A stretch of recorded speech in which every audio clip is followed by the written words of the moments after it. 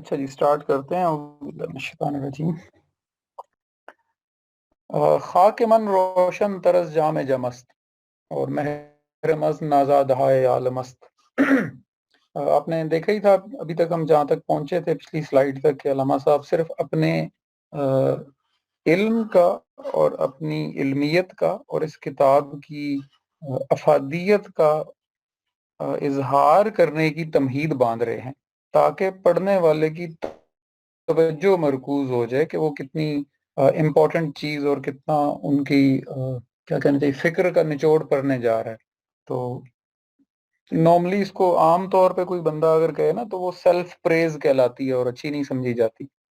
لیکن اسی لیے علامہ صاحب نے اس کو نام دے کر تمہید کا نام دے کر سٹارٹ کیا کہ یہ تو تمہید ہے کہ میں تمہیں بتاؤں کہ بتانا کیا جا رہا ہوں میں.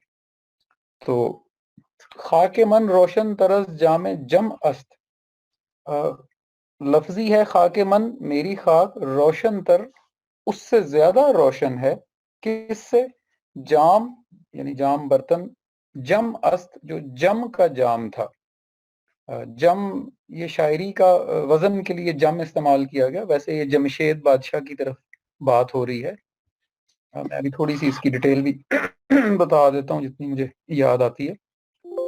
تو جمشید بادشاہ یعنی جو جمشید نام ہے ہمارے ہاں، یہ اولڈ پرشین کنگ تھا جمشید. پاداشین ایک پوری فیملی گزری ہے، اس کے اندر ڈفرینٹ کنگز آتے رہے، ان میں سے ایک یہ صاحب ہیں جن کا نام جمشید تھا. یہ زوروسٹرزم کا اکثر میرے سے آپ نام بھی سنتے ہیں، جو زرتشت جن کو کہا جاتا ہے، آگ کے پجاری بھی ان کو کہا جاتا ہے. یہ اس دور کے پرشیا کا کنگ تھا جب زرتشت ان کا سرکاری ریلیجن ہوتا تھا. اور اس کی بڑی اور بھی یعنی اگر آپ کو کبھی شوق ہو، آپ ایرانین ہسٹری پڑھنا چاہیں تو آپ کو یہ جمشید کا نام بڑا کامن کریکٹر کے طور پہ نظر آئے گا. اس کے پاس ایک جام ہوتا تھا، میں جس طرف آنا چاہ رہا ہوں جو علامہ صاحب نے اشارہ کیا، اس کی تو پوری ہسٹری اب جیسے میں بات کرتا جا رہا ہوں نا مجھے یاد آتی جا رہی ہے. لیکن میں ذرا جام پہ آپ کو وائن یا جو شراب کی جتنی بھی ٹائپس کہی جاتی ہیں ان کی ہسٹری پڑھنے کا کبھی اتفاق ہوا تو آپ حیران ہوں گے کہ آپ گھوم پھر کے پھر جمشید پر پہنچ جائیں گے. یعنی وائن کی کچھ ٹائپس ہیں جو جمشید کی انوینشنز ہیں. اور بڑی ہسٹری ہے، میں اس ڈیٹیل میں نہیں جا رہا کہ زوروسٹرزم کو کیسے پھیلایا گیا. اس کے پاس ایک جام تھا اور یہ وائن کی وہ ٹائپ تھی جو اس نے خود بنوائی تھی. جب یہ وہ والی وائن پیتا تھا اس جام میں نا تو اس وقت یہ سارے امپورٹنٹ فیصلے اس وقت کرتا تھا.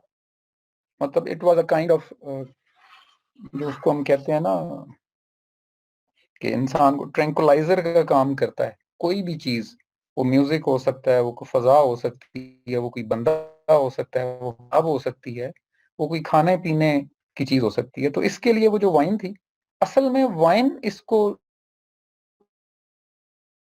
ایسی ٹرینکولائزیشن کرتی تھی اس کے برین کی تھا کہ میں بڑی بہتر حالت میں سوچ سکتا ہوں. تو یہ جب بھی امپورٹنٹ ڈیسیژن کرتا تھا تو وائن منگواتا تھا، وہ والی اسپیشل، اور وہ پیتا تھا اور پھر امپورٹنٹ ڈیسیژن. اب وہ ڈیسیژن اتنا اچھا ہوتا تھا، بعد میں ثابت ہوتا تھا، اور یہ سیریز چلتی رہی فیصلوں کی، اور پرشیا کو ترقی ملتی رہی، زوروسٹرزم کو ترقی ملتی رہی. تو مشہور یہ ہو گیا کہ اس کے ہاتھ میں ایک ایسا جام ہے، یعنی برتن کے اس گلاس کی بھی میں بات کر رہا ہوں. علامہ صاحب نے اس شراب کو یہاں ٹارگٹ نہیں کیا، اس جام کو ٹارگٹ کیا ہے. تو جمشید کے بارے میں مشہور تھا کہ اس کے ہاتھ میں جو جام ہے نا، یہ اس کے اندر دیکھتا ہے اور اس کو سارے سیکرٹس نظر آ جاتے ہیں. مشہور یہ ہو گیا، یعنی یہ حقیقت ہے نہیں ہے لیکن میں صرف وجہ شہرت بتانا چاہ رہا ہوں. تو اب چونکہ بادشاہ بھی تھا، بالکل ایسے ہی ہے جیسے آج آپ کا بادشاہ ہے، وہ کوئی اس کی انگلی پہ بھی کٹ لگے تو پورا ملک کو پتہ چلتا ہے. تو جمشید تو یعنی پوری کنٹری اور پورے زوروسٹرزم کے ڈیسیژن جو تھے وہ جام پکڑ کے کرتا تھا، کرتا اپنی عقل سے ہی تھا، سیانہ بہت تھا، اس کی اور بڑی ایجادات ہیں. لیکن مشہور یہ ہو گیا کہ اس اصل ساری کوالٹی جو ہے نا جام کے اندر، یہ جیسے ہی جام میں دیکھتا ہے اس کو سارے حالات نظر آ جاتے ہیں اور ان حالات کی وجہ سے یہ فیصلہ ہی اتنا اچھا کر لیتا ہے. تو سارا کمال جام میں ہے. تو وہ اس سٹوری کو علامہ صاحب لائے ہیں. یعنی یہ پھر وہی بات ہے، علامہ کو پڑھنے کے لیے ہسٹری پہ بڑی گرپ چاہیے ہوتی ہے. فلسفی اور ہسٹری پہ یا تو گرپ چاہیے ہوتی ہے یا آپ انشاءاللہ بن جائے گی آپ کی اگر آپ اس پہ جاگتے رہے. اب وہ کہہ کیا رہے ہیں، یعنی یہ ساری میں نے آپ کو بیک گراؤنڈ اسے وہ کہہ رہے ہیں خاک کے من، یعنی تعارف کر رہا ہے کہ میری مٹی جو ہے یہ اس سے زیادہ ویژنری ہے جتنا جمشید کا جام تھا. یعنی وہ اپنے جام سے جام کو دیکھ کے جو ویژنری ڈیسیژنز کرتا تھا وہ تو میری مٹی میں اس سے زیادہ طاقت ہے، یعنی وہ اس سے اوپر ہے، روشن تر از. یعنی یہ ہوتا ہے کمپیریٹو اسٹیٹمنٹ پرشین کے اندر نا، کہ خاک من میری مٹی روشن تر از، زیادہ روشن ہے، زیادہ ویژنری ہے. دیکھیں میں نے پہلے سیشن میں بھی کہا تھا یہ استعارے ہیں، یہ تمثیلات ہیں، اسی وجہ سے اس کو مثنوی کہا جاتا ہے. یہاں جام کا مطلب جام نہیں ہوگا، خاک کا مطلب خاک نہیں ہوگا، روشن کا مطلب روشنی نہیں ہوگا. تو آپ نے فلسفی میں رہنا ہے، اور فلسفی یہ کہہ رہی ہے، علامہ صاحب کہہ رہے ہیں کہ میں ایک عام انسان ہوں، میں بادشاہ نہیں ہوں، لیکن عام مٹی کا بنا ہوا انسان ہوں. میں جو ویژن رکھتا ہوں وہ جمشید جام پکڑ کے بھی بادشاہ کی سیٹ پہ بیٹھ کے بھی وہ ویژن نہیں رکھ سکتا. آگے کہتے ہیں محرم از نازا دہائے عالم است، اور میں جو چیزیں جانتا ہوں، محرم جاننا، واقف ہونا کسی چیز سے، محرم از میں زیادہ محرم ہوں، نازا دہائے عالم است دنیا جہان کے اندر جو واقعات ابھی پذیر ہی نہیں ہوئے میں ان کو بھی جانتا ہوں. یعنی اپنے اس ویژن کو آگے ڈیفائن کر رہے ہیں کہ محرم میں ان چیزوں کو بھی محرم ہوں جو ابھی عالم کے اندر آئے ہی نہیں ہیں. یعنی ایک واقعہ ہوا ہی نہیں ہے، ایک بندہ آیا ہی نہیں ہے، ایک تحریک چلی ہی نہیں ہے، ایک تحریک کامیاب ہی نہیں ہوئی، ایک تحریک کبھی ناکام ہی نہیں ہوئی، میں وہ جانتا ہوں. یعنی یہی وہ مشیت ہے جس کو اللہ تعالیٰ قرآن میں کہتا ہے نا کہ اگر آپ اس مشیت کو سمجھ گئے تو آپ کو اللہ کا ماسٹر پلان سمجھ آ جائے گا.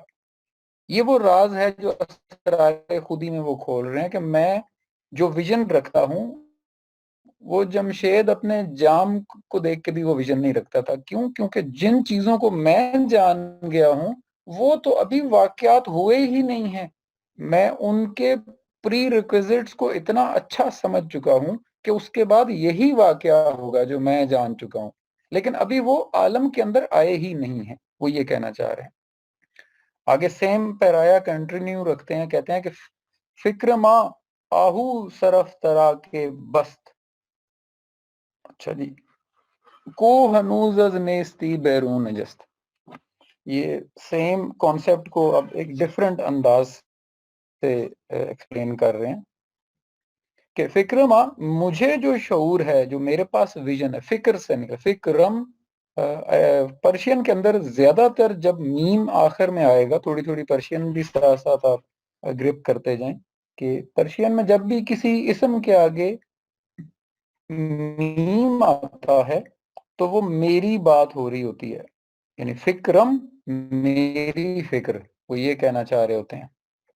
ایک منٹ ٹھہریے گا، مجھے میسج آیا ہے کہ someone cannot join. میں ذرا دیکھوں کون رہ گیا ہے.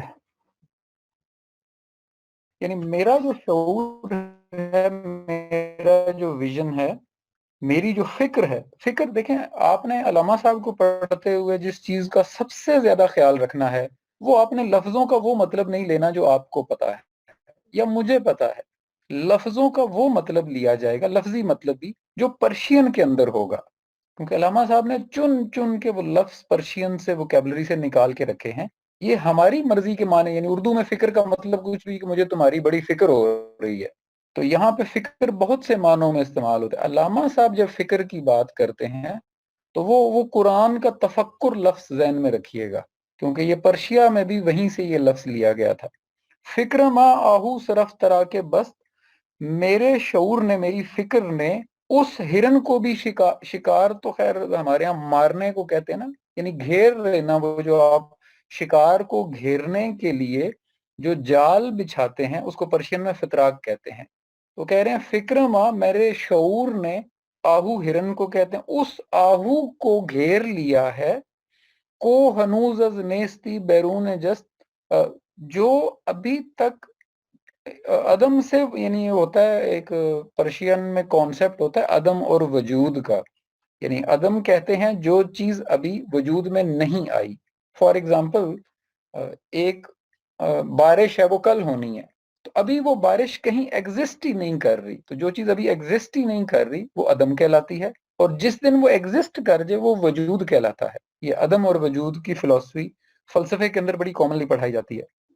تو کہہ رہے ہیں میری فکر میں اس آہو یعنی ہرن کو گھیرنا بہت مشکل ہوتا ہے، کہ گھیرنا یعنی فزیکلی زندہ پکڑنا، نا مارنا تو تھوڑا آسان ہے کہ آپ ماریں گے، اسی لیے علامہ صاحب نے فطراک کا لفظ یوز کیا کہ میری فکر نے اس ہرن کو بھی گھیر لیا ہے جو ابھی عدم سے وجود میں بھی نہیں آیا، یعنی وہ ابھی پیدا ہوگا، پھر وہ ہوشیار ہوگا، پھر اس کو پکڑا جائے گا نا۔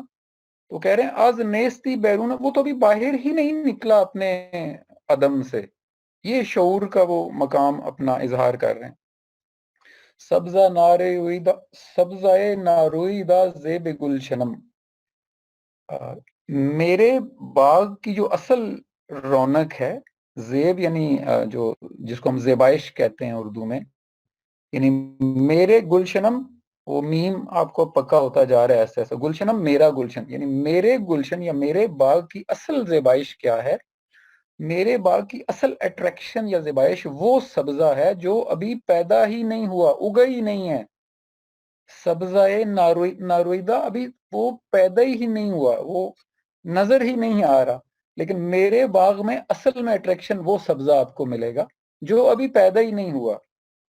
اور آگے اس کی وہ تمہید کو سیکنڈ کرتے ہیں، کہتے ہیں گل بشاخ اندر نہا دردامنم، یعنی کمال ہی ہے ویسے، یعنی شاعری اپنے کمال پر ہے اور تخیل دوسرے کمال پر ہے، فلسفے پہ تو بھی میں بات ہی نہیں کرنا چاہ رہا، یعنی وہ اب میں ریپیٹ کروں، سبزہ نارویدہ زیب گلشنم، یعنی میرے گلشن کی رونق یا وجہ شہرت وہ سبزہ ہے جو ابھی اگا ہی نہیں، اور گل بشاخ اندر نہا دردامنم، بالکل ایسے جیسے ٹہنی ہے اس کے اوپر پھول نہیں ہوگا، وہ پھول میرے دامن کے اندر ہیں جو ابھی تمہیں ٹہنیاں نظر آ رہے ہیں اور ان میں سے کبھی کوئی پھول نکلے گا، میرا دامن ان پھولوں سے بھرا ہوا ہے۔ مطلب اٹ از امیزنگ، اگر آپ شاعری کو اور تخیل کو اور فلسفی کو ایک جگہ اکٹھا کریں تو یہ یقین کریں، مطلب میں یہ امپاسبلٹیز پڑھتا ہوں، جب میں ان کو پڑھتا ہوں نا، کہ یہ اتنا خوبصورت کمبینیشن بہت مشکل سے بنتا ہے۔ سبزائے نارویدہ زیب گلشنم، میرے باغ میں کی اصل رونق، اصل وجہ شہرت، اصل اس کی اٹریکشن کہہ لیں، خوبصورتی کہہ لیں، زیبائش کہہ لیں، وہ سبزہ ہے جو ابھی اگا ہی نہیں، یعنی میں جو کانسیپٹ، اور اب یعنی یہ تو لفظی ترجمہ تھا نا، اب میں اس آئیڈیالوجی پہ آتا ہوں، فلسفی، وہ یہ کہہ رہے ہیں کہ میں جو کانسیپٹ اور محرکات لوگوں کو بتا رہا ہوں، اور جو اصل میری باتوں کے اندر سب سے کام کی بات ہے، وہ ابھی تو اگی، یعنی ابھی کہیں نظر ہی نہیں آ رہی نا تمہیں، بالکل ایسے جیسے ٹہنی کو تو سب دیکھ لیتے ہیں، لیکن ٹہنی کے بعد جو پھول اس میں سے نکلنا ہے وہ کسی کو نظر نہیں آ رہا ہوتا۔ تو یہ اس کی مثال دے کے اس جملے کو انہوں نے سیکنڈ کیا ہے۔ اچھا جی، آگے کہتے ہیں محفل رامش گری برہم زدم، رامش گری یہ جو موسیقی یا عیاشی کی محفلیں ہوتی ہیں، محفل وہی لفظ پرشین میں بھی وہی رہے گا جو اردو میں ہے، ہمارے ہاں اسی کام کے لیے یوز ہوتا ہے جہاں گروپ آف پیپل اکٹھے ہو جائیں۔ لفظی مطلب تو یہ ہے کہ یہ جو میوزک کی محفل ہے نا، یہ تو میں نے برہم زدم، یعنی اس کو تو میں نے برہم کر دیا، ختم کر دیا، یہ میوزک کی محفل اب نہیں ہوگی۔ کیوں نہیں ہوگی؟ زخمہ بر تارے رگے عالم زدم، زخمہ پھر وہی بات ہے، اب یہ وکیبلری سر بڑی کم لوگوں کے حصے میں آتی ہے، یعنی آپ یقین کریں، اپنے آپ کو لکی فیل کریں کہ آپ اس کو پڑھ بھی رہے ہیں۔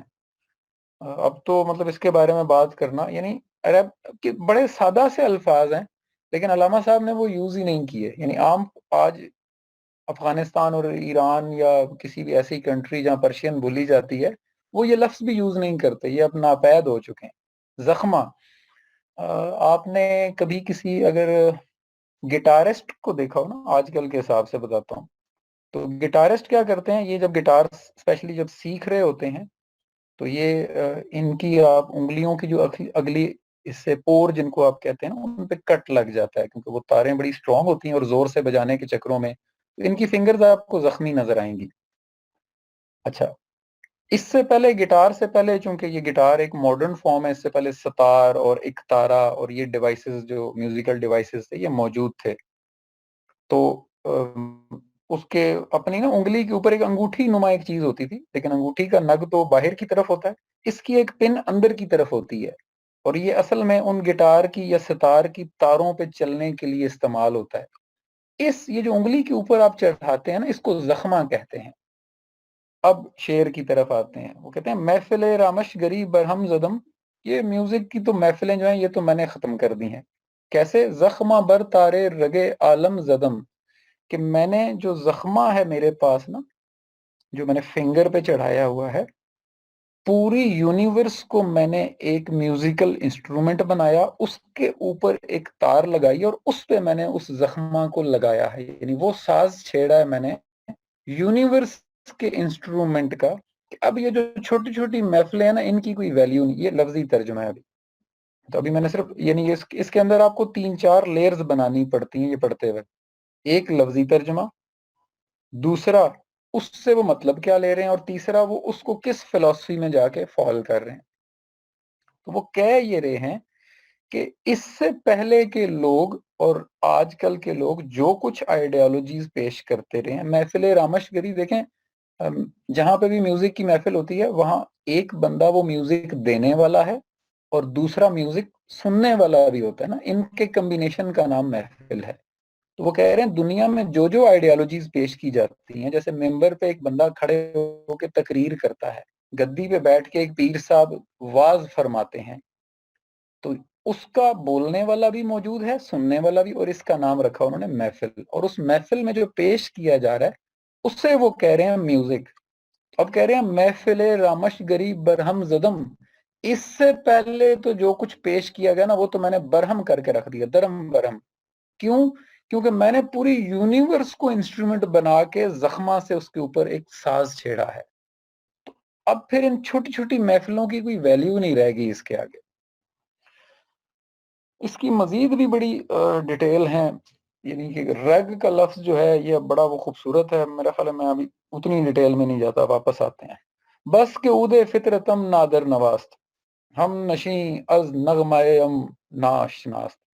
بس کے اود انسٹرومنٹ، ساز، ڈیوائس اس کے لیے یوز ہوتا ہے۔ بس کے اود فطرتم نادر نواست، ہم نشیں از نغمائم ناشناست، یعنی یہ جو فطرت کا ساز ہے نا، جس کو وہ کہہ رہے ہیں کہ جس پہ میں نے زخمہ، پچھلے شعر میں کہتے ہیں نا زخمہ، یعنی اس کو فطرت کا ساز کہہ رہے ہیں، دا میوزک آف نیچر۔ اب یہاں ساز سے مراد ساز نہیں ہے، ساز سے مراد وہ آئیڈیالوجیز ہیں جو فطرت سے ارتقاء کی طرف لے کر جاتی ہیں۔ تو کہہ رہے ہیں بس کے اود فطرتم، یہ جو فطرت کا ساز تھا نا، اس پہ اب میں نے جو ساز چھیڑ دیا ہے، ہم نشیں از نغمائم ناشناست، یہ نغمہ جو ہے جو میں نے اب گایا ہے، جو میں اب سنا رہا ہوں لوگوں کو، ہم نشیں یہ میرے ساتھ کے لوگوں کو، ان کو ناشناست، ان کو بالکل پتہ نہیں ہے، یعنی ان کو آشنائی ہی نہیں ہے، they don't know about it کہ میں کون سا ساز سنا رہا ہوں۔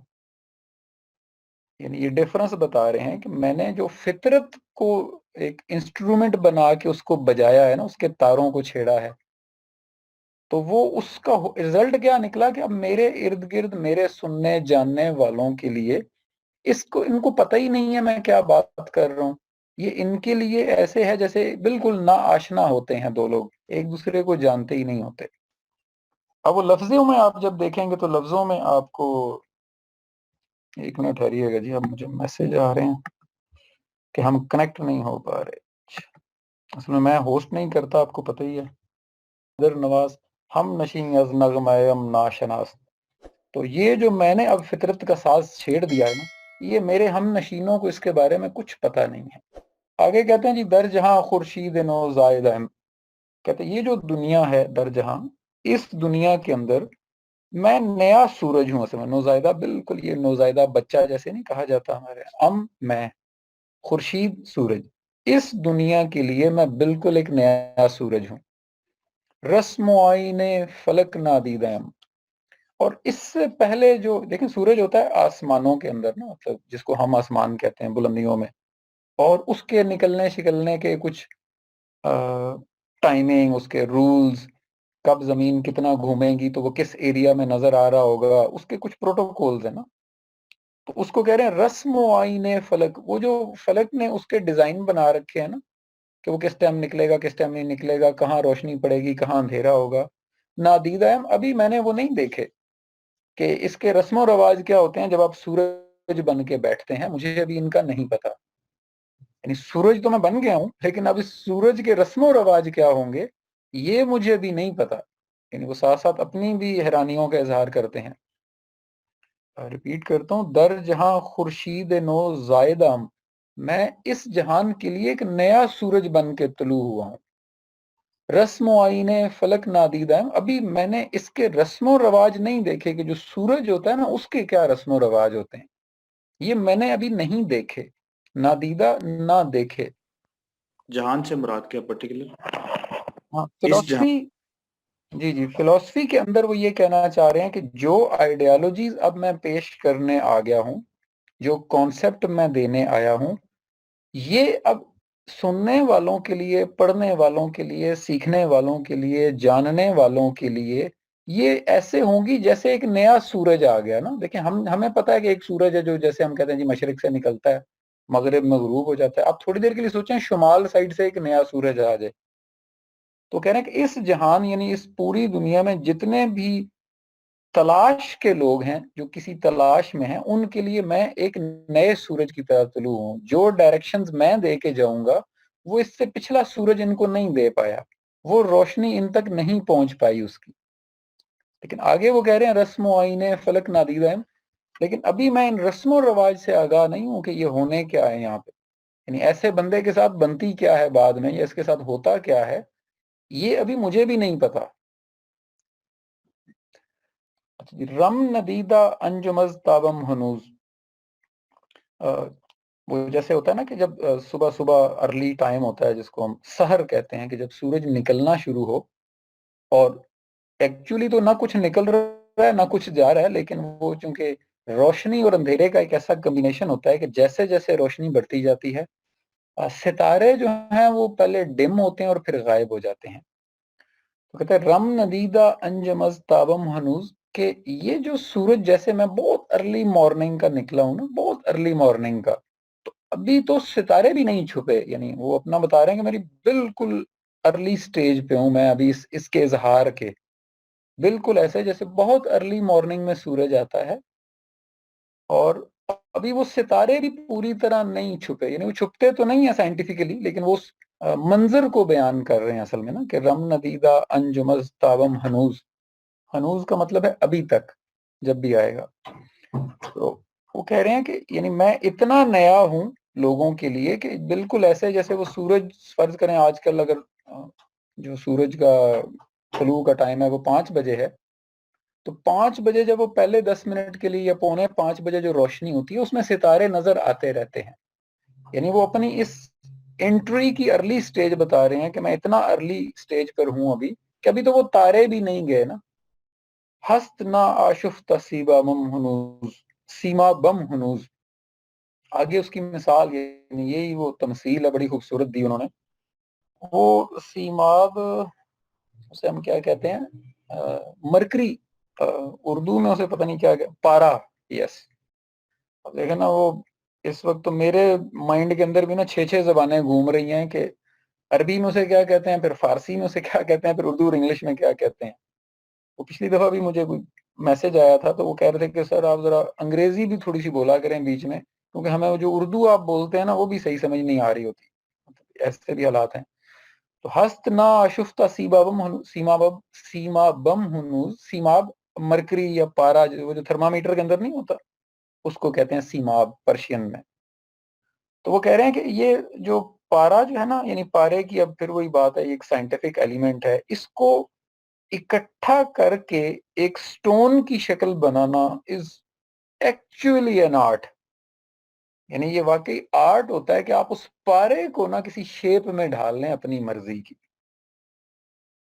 तो यानी वो अपनी उन हैरानियों का इजहार कर रहे हैं और हैरानी का मंजर ऐसे बता रहे हैं कि मैं तो सूरज निकला हूं लेकिन अभी तो तारे भी नहीं हटे, बिल्कुल ऐसे जैसे पारे को इकट्ठा करने की कोशिश हो रही है। यानी वो अपनी उस क्या कहना चाहिए, जो अप्रोच ऑफ माइंड एक्सप्लेन कर रहे हैं। वो कह रहे हैं कि मैं उधर खड़ा हूं कि ये जो पारा है ना, ये अभी किसी शेप में नहीं ढला, पारा तो मेरे हाथ आ गया है, लेकिन ये पारे को कंट्रोल करके किसी शेप में डालना एक्चुअली इन आर्ट है। तो वो अपनी इस हैरानी का इजहार कर रहे हैं कि अभी मैं उसको तो किसी प्रॉपर शेप में भी नहीं ढाल पाया, जैसे पारे को कंट्रोल कर लिया जाता है।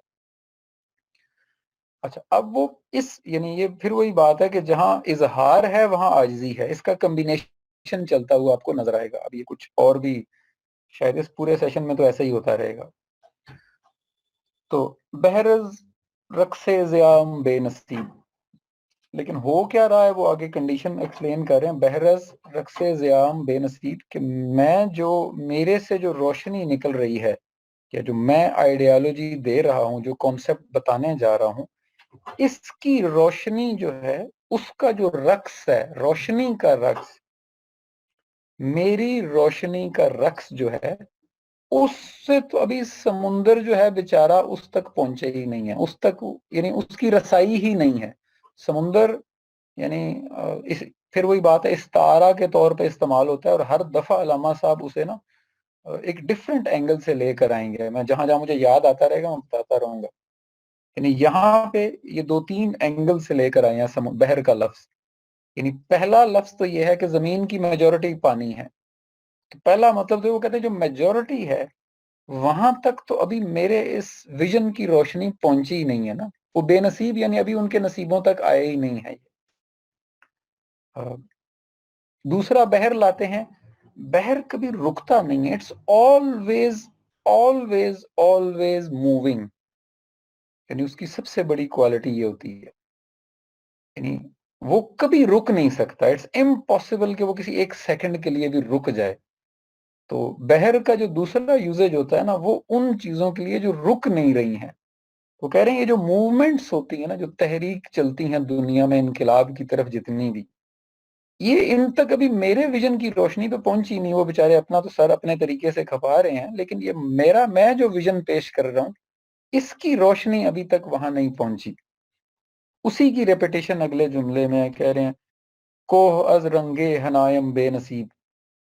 अब ये फिर वही, यानी इस्तारा अपनी सुपरलेटिव डिग्री पर है और जुमले अपनी मजेदार सेंस बना रहे। कोह अज रंगे हिनायम बेनसीब, पहाड़ जो है, अभी लफ्जी तर्जमा कर दूं, कोह पहाड़, अज रंग इस रंग से, हिनायम जो मेरी मेहंदी का है, बेनसीब अभी वहां तक पहुंचे ही नहीं है, उनके हिस्से में ही नहीं आया। यानी पहाड़ों तक अभी मेरी मेहंदी का रंग पहुंचे ही नहीं है। अब सोचे पहाड़ों को मेहंदी का रंग क्यों चाहिए होता है भाई, यानी ये बड़ा अजीब सी फिलॉसफी है ना। वो अब यानी मैंने दूसरा जुमला इसलिए पहले जल्दी बोल दिया है कि अब दोनों का बैलेंस आप देखें। यानी बहर वो चीज है जो कभी कभी कभी नहीं रुकेगी, याद रखिएगा। पहाड़ कभी कभी कभी, जोर दे रहा हूं मैं बार बार, कभी नहीं चलेगा, वो उधर ही रहेगा। तो दोनों आइडियोलॉजीज, यानी दुनिया में जितनी भी फिलोसफीज आज तक गुजरी हैं, आप अल्लामा इकबाल से पहले जितने मर्जी फिलोसफर्स को पढ़ लें, ये दो आइडियोलॉजीज के कायल होते हैं। वो हस्त तो बूत, वो आगे आएगी, पूरी डिटेल में बताऊंगा। एक के नजदीक सब कुछ रुका हुआ है और इस रुके होने का नाम कायनात है, दूसरे के नजदीक मूवमेंट का नाम कायनात है। तो अब उन दोनों आइडियोलॉजीज को अल्लामा साहब ने इस्तारात इस्तेमाल करते हुए कहा कि भाई जो जितने उसके जमूद कहते हैं उसको, जितने जमूद के कायल हैं, जो रुकने के, उन तक भी रक्से ज़ायम, उन तक मेरी रोशनी का अभी तक उन्होंने रक्स देखा ही नहीं है। और जो कोह यानी फिर वो जो सख्त एक जगह जमे पड़े हैं, उन यानी पहाड़ पर मेहंदी का रंग क्यों नहीं पहुंचा, क्योंकि मेहंदी निचले रंग को छुपा देती है और ऊपर नया रंग चढ़ा देती है। तो जो दूसरी आइडियोलॉजी है उसके अगेंस्ट, उन पे तो अभी मेरा रंग चढ़ा ही नहीं है, उन तक पहुंचा ही नहीं है। बेनसीब तो चढ़ना तो अगली स्टेज है ना, पहुंचना बेनसीब वो होता है कि अभी वहां तक पहुंचा ही नहीं है, या वो मेरी आइडियोलॉजी तक नहीं पहुंचे, इस माने में भी इस्तेमाल हो सकता है।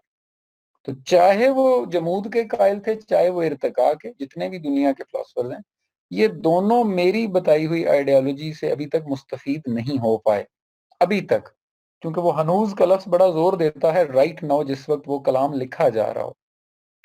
तो ये अभी तक की यानी इसकी है। आगे कहते हैं, वाह कमाल है, कहते हैं खू गरे मन नीस्त चश्मे हस्त बूद। खू गरे मन, मैं यानी यूज टू होना, या किसी चीज का पता चल जाना, या उससे आदी हो जाना। खूगरे मन, अभी ये मेरे साथ यूज टू नहीं है, इनको पता ही नहीं है ना, यानी वो उस कंडीशन में खूबरे मन नीस्त, ये तो अभी मेरे यूज टू नहीं हुए, यानी इस तरह की चीज जो कि इन्होंने देखी नहीं है ना। चश्मे हस्तो बूद, कमाल है, यानी चश्म आंख को कहते हैं, हस्तो बूद यानी कायनात में जो अभी आ चुका है और जो कायनात में नहीं आया, दोनों यानी पूरी जिसको हम कहते हैं कि वजूद कायनात कह लें, तो वजूद कायनात की आंख अभी मुझे देखने की आदी ही नहीं है। ये मतलब ये लफ्जों को मैं बड़ी मुश्किल से कोशिश कर रहा हूं कि आपको समझाने की कोशिश करूं, क्योंकि उस लैंग्वेज का मजा तो उसी लैंग्वेज में, यानी खूगरे मन ये अभी मुझे देखने के आदी नहीं है, क्योंकि इन्होंने ऐसी चीजें देखी नहीं है ना। नीस्त नहीं है, चश्म इन्होंने देखी नहीं है, हस्तो बूद यानी जो आया है हिस्ट्री में और जो आएगा, इन्होंने इस तरह की चीजें देखी ही नहीं है। यानी जो आइडियोलॉजी अब मैं निचोड़ के ले आया हूं ना, या जो कॉन्सेप्ट अब मैं देने लगा हूं इनको, ये इस कॉन्सेप्ट को देखने, सुनने, पढ़ने, समझने के आदि इन्हें पता ही नहीं है कि ऐसी भी कोई चीज होती है दुनिया में। और ये आगे कमाल है, कहते हैं लर्जा बर्तन खेजमज बे में नमूद। वो कहते हैं मैं लर्जा बर्तन, यानी लर्जा बर्तन मेरे जिस्म के ऊपर लर्जा तारी हो जाता है अपने बारे में बताते हुए।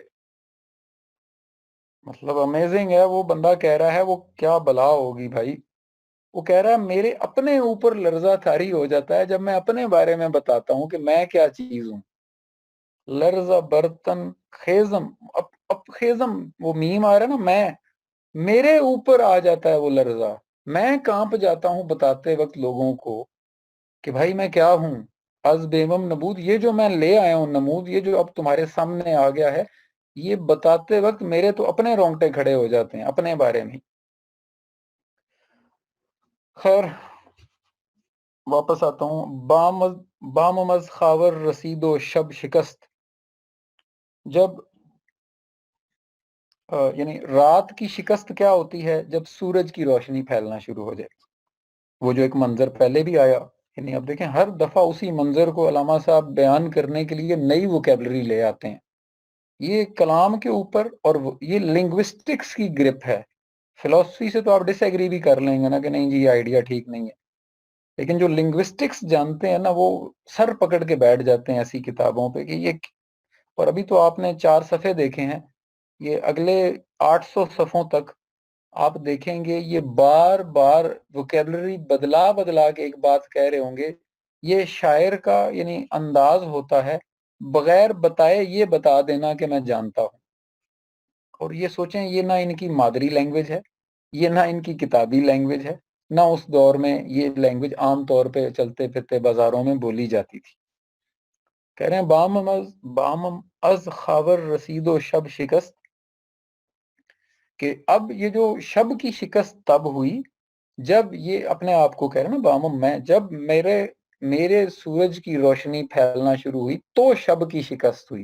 ये जो इन्होंने तारीकी फैला रखी थी ना, यानी उसका मैं वो फिलॉसफी की तरफ आता हूँ कि ये जो इन्होंने तारीकी फैला रखी थी, इसकी शिकस्त अब मेरा खबर करेगा, यानी मेरे सूरज की रोशनी करेगी, ये इसको शिकस्त दे देगी और ये इसके ऊपर आ जाएगी।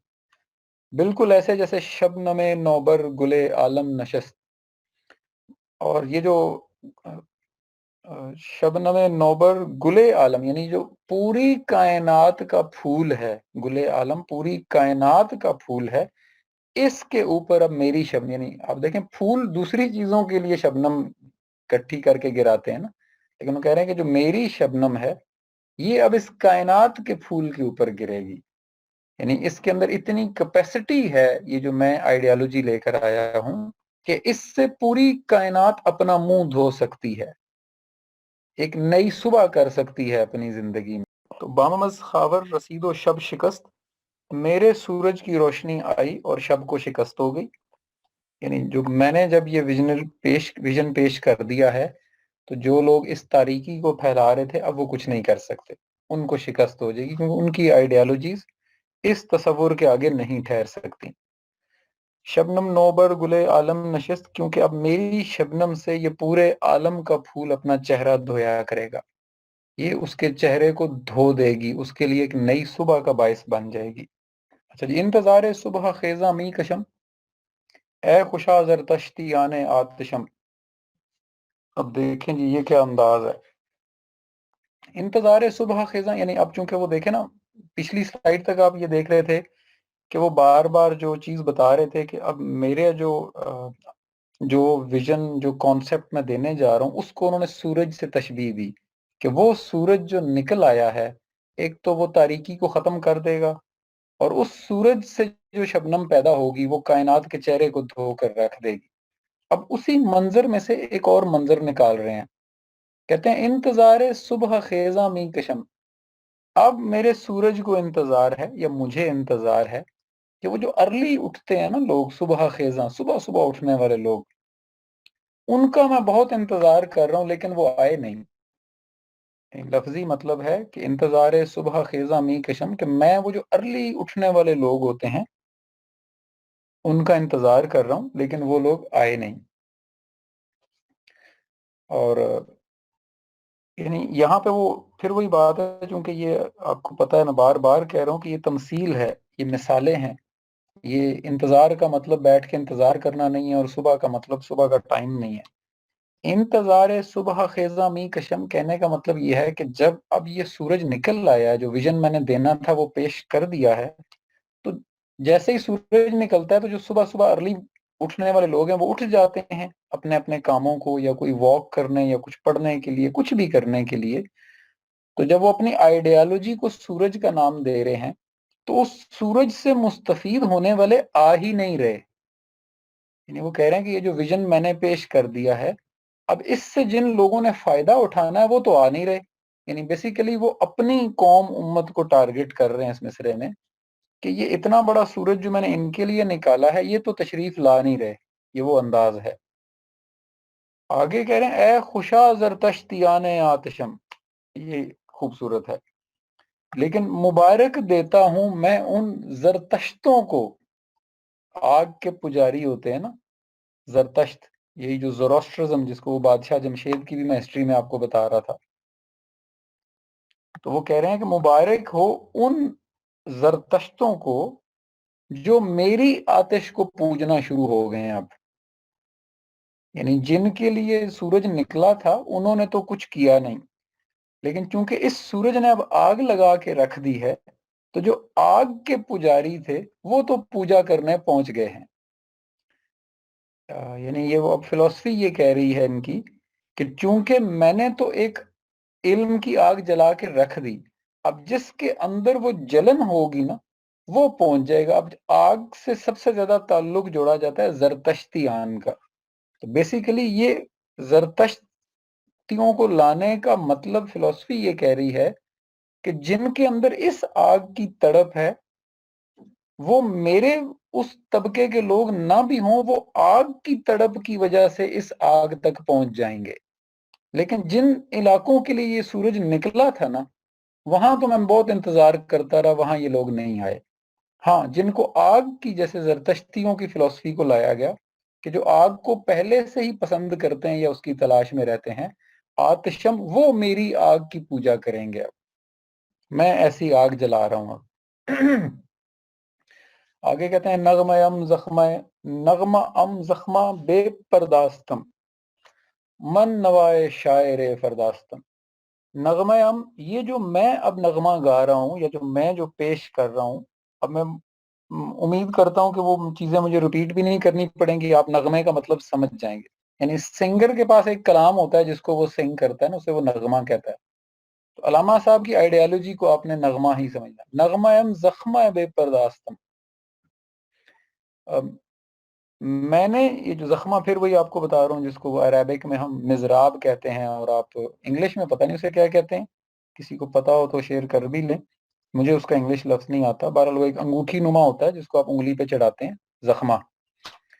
تو کہتے ہیں کہ اب میں نے اس زخمہ کو چھیڑ کے جو نغمہ پیش کر دیا ہے نا، جو میں نے پیش کر دیا ہے اب آلریڈی، من نوائے شاعر فرداستم، یہ اب آنے والے وقتوں کا نغمہ ہوگا. من نوائے، میری یہ جو نوا ہے یہ کل کے شاعر کی نوا ہے، اور یہاں کل سے مراد نیکسٹ ڈے نہیں ہوتا، اٹس اباؤٹ فیوچر، آنے والا وقت جسے ہم کہتے ہیں نا، یعنی یہ آواز آنے والے وقت کی آواز ہے.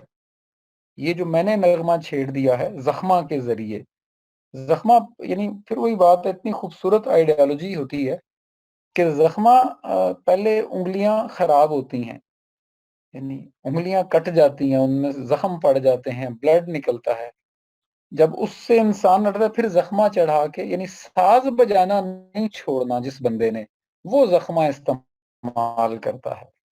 تو اب میں نے جو کام کر کر کے آئیڈیالوجی، جو کانسیپٹ، جو ساری چیزیں میں لے آیا ہوں، یہ کل کے شاعر کی آواز ہوگی. اب یہ آج کے شاعر کو تو یہ سمجھ ہی نہیں آ رہی، اور شاعر وہ ہوتا ہے جو شعور کو لفظوں میں ڈھال کے لوگوں کے آگے ایک خوبصورت پیرائے میں پیش کرتا ہے.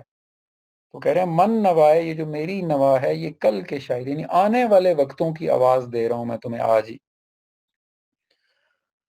پھر آگے یہ تو وہی حالت ہے اگلے شعر میں جو یقین کریں.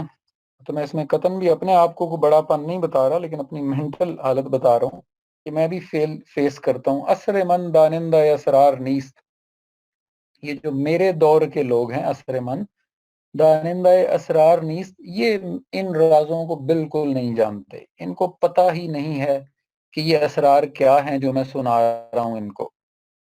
اثر من، میرے اثر کے لوگ، میرے وقت.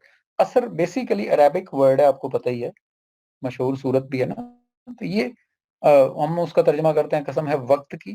وقت اتنا خوبصورت، مطلب ہم تو ایک بندے سے پوچھتے ہیں نا کہ بھائی کیا وقت ہوا ہے، کس وقت آؤ گے، کس وقت جاؤ گے، کل کس وقت کیا ہونا ہے. تو وقت بہت سارے عجیب و غریب معنوں میں استعمال ہو رہا ہوتا ہے.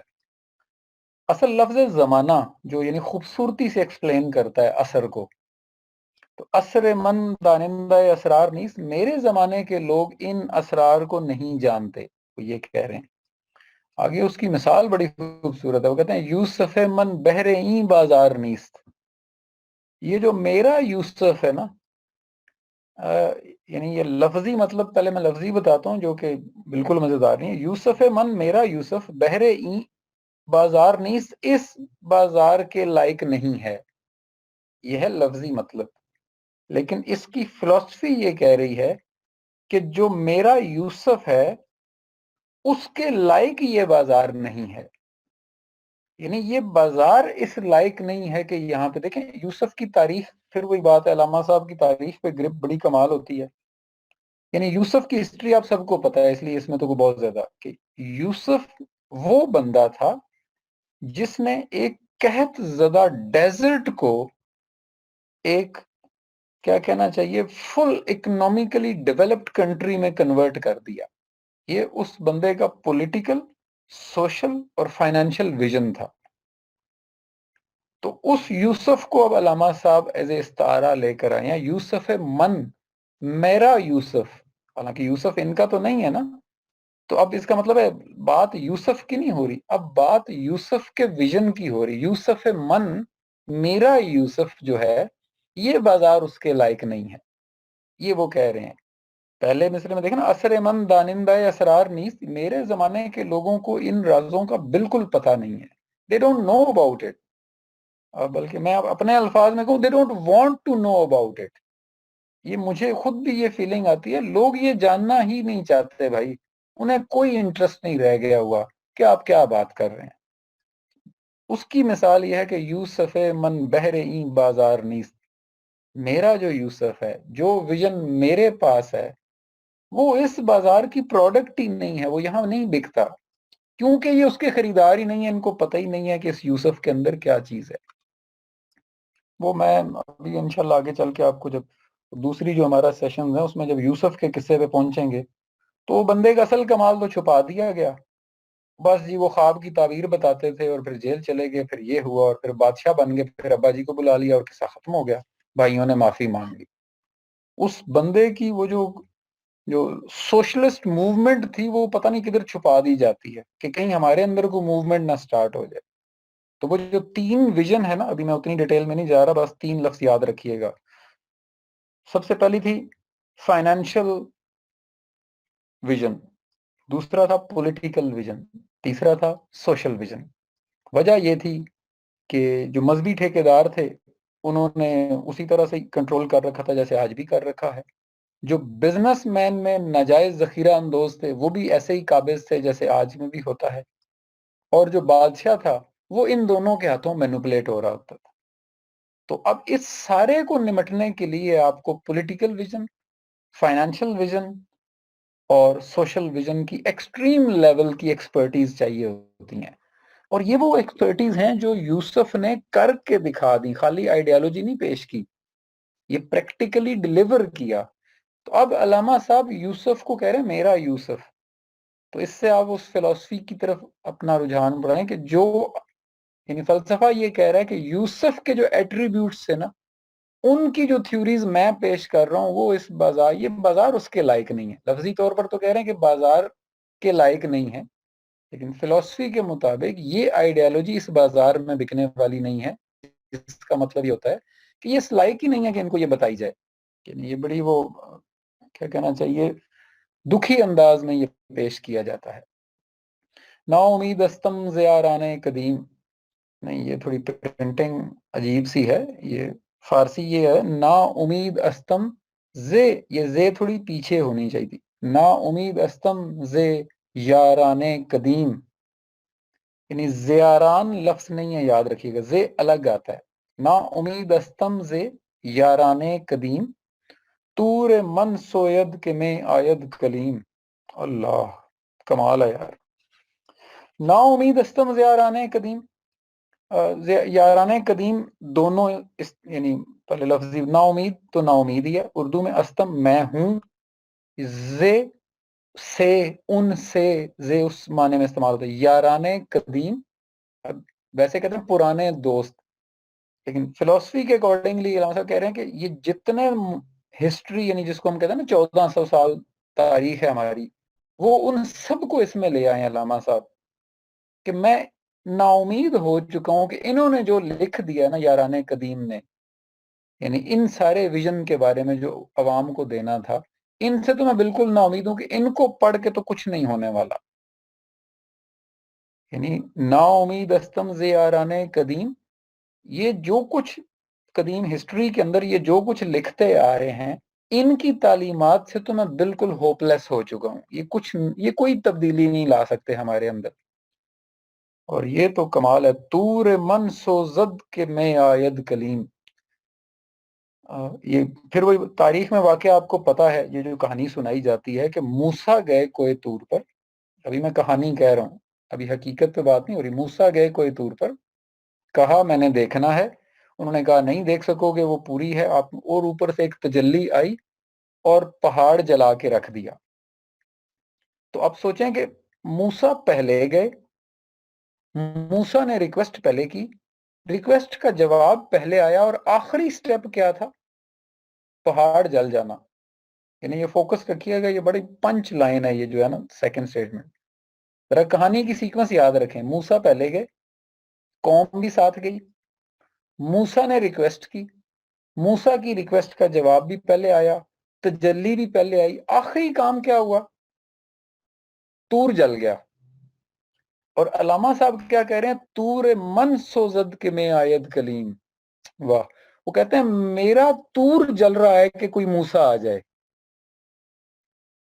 یعنی یہ خوبصورتی کی انتہا، یقین کریں کلام کی، وہ کہہ رہے ہیں تور من سوزد کے میں آید کلیم، وہ کہتے ہیں میرا تور جل گیا، میں اندر سے جل رہا ہوں کہ کوئی کلیم جیسا آ جائے اس کے لیے، یعنی جلا میں نے پہلے دیا ہے، وہاں سب کچھ پہلے ہوا، جلا آخر میں، یہاں کہہ رہے ہیں تور من سوید، میرا تور جل رہا ہے کہ میں آیت کلیم، کہ شاید کوئی کلیم آ جائے، شاید کوئی آ جائے جو اس دور کی فرعونیت کو ایک انقلاب کے ذریعے پلٹ کے رکھ دے، یہ وہ اس حسرت کا اظہار ہے۔ لیکن بہت خوبصورت، تور من سوزد کے میں آیت کلیم، یعنی اس آئیڈیالوجی کو جو موسیٰ کے بارے میں کہانی سنائی جاتی ہے اس کو علامہ صاحب نے الٹ کے پیش کیا ہے، تور پہلے جلایا ہے اور موسیٰ کے آنے کی توقع کر لی۔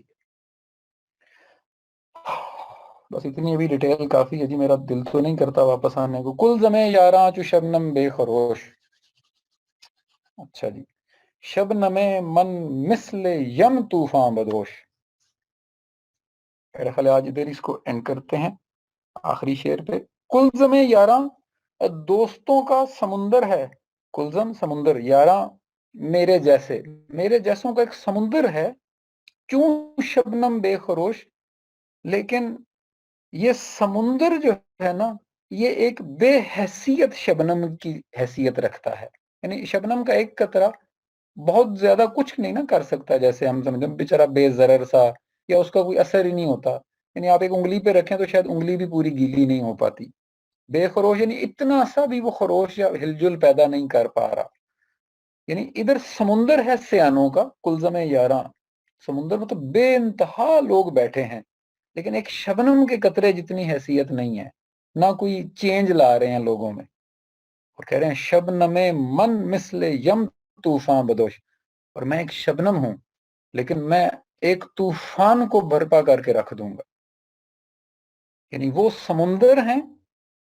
اور شبنم جتنی حیثیت نہیں پیدا کر پا رہے، لیکن جو میری شبنم ہے یہ اپنے اندر پتہ نہیں کتنے طوفان لیے پھر رہی ہے، طوفان بدوش، طوفان کندھوں پہ اٹھا کے پھرنا، یعنی یہ وہ انداز ہے نا کہ جو چیز آپ کی اپنے اوپر ہوتی ہے، شبنم من، میری شبنم مثل ایسے ہے، یم طوفان بدوش، جیسے وہ اپنا جیسے کئی طوفان وہ اپنے کندھوں پہ لے کے اٹھا کے پھر رہی، لیکن ادھر جو سمندر ہے بیچارے ساتھ بیٹھے ہوئے مفتیوں اور پیروں اور علماء کا، یہ ایک شبنم جتنی بھی چینج نہیں لا پا رہے سوسائٹی کے اندر۔